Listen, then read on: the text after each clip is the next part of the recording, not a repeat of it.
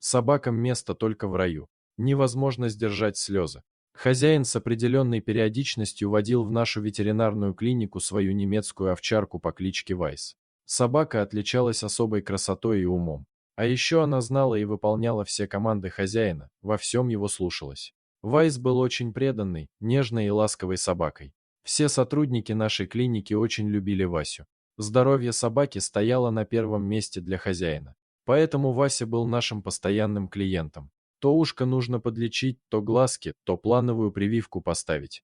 А иногда они просто приходили за лакомством для Васи. Всем нам запомнилась одна его привычка. Когда ему нужно было сделать какую-то болезненную процедуру, он аккуратно сжимал зубами штанину ветеринара или своего хозяина и жмурил глаза. Так ему было легче терпеть боль.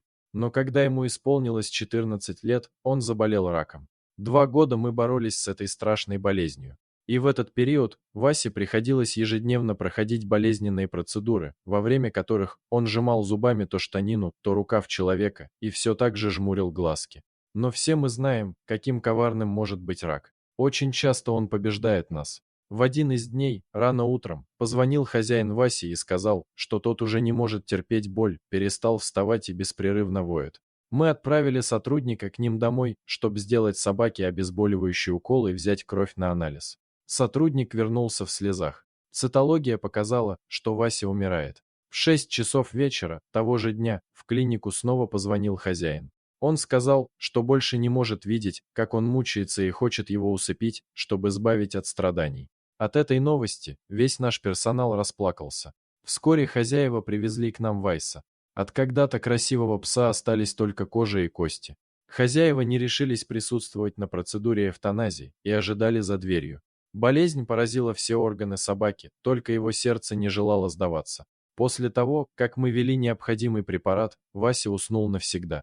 Мы не смогли сдержать слез. А когда я вышла за хозяином, то увидела, как сильный мужчина, который все 15 лет имел преданного друга и который до последнего боролся за его жизнь, плакал навзрыд. Пытаясь его успокоить, я сказала, что в последние минуты жизни Вася не страдал, а просто уснул.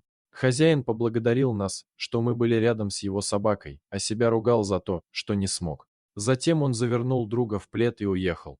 А через несколько недель к нам в клинику привезли 2-месячную немецкую овчарку на прививку. Щенок боялся, поэтому я решила к нему подойти и успокоить во время укола. И в этот момент он схватил меня зубами за рукав и зажмурился. Я расплакалась. Я уверена, это вернулся наш Васька. Безумно рады тебя видеть. Дорогие зрители, подписывайтесь на канал, ставьте лайки, пишите комментарии. До новых встреч.